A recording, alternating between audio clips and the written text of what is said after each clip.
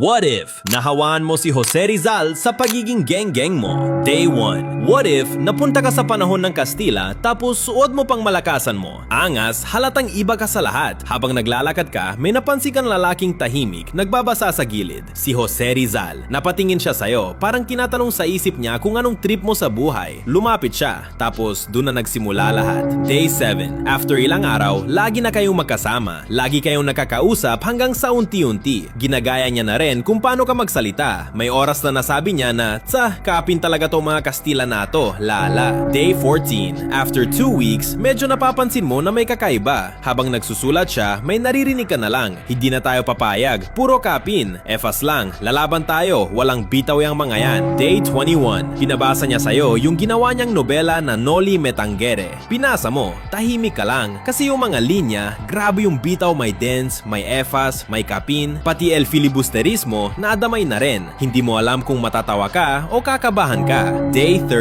After 1 month, iba na talaga lahat. Yung mga tao, ganun na magsalita. Yung damitan, lahat may bitaw na. Hanggang sa tumingin si Rizal sa'yo, tapos sabi niya, ayos ka talaga dahil sa'yo, dense na tayo mainit sa mga Kastila. Hindi mo alam kung nasira mo yung kasaysayan o mas lalo mo lang ginulo.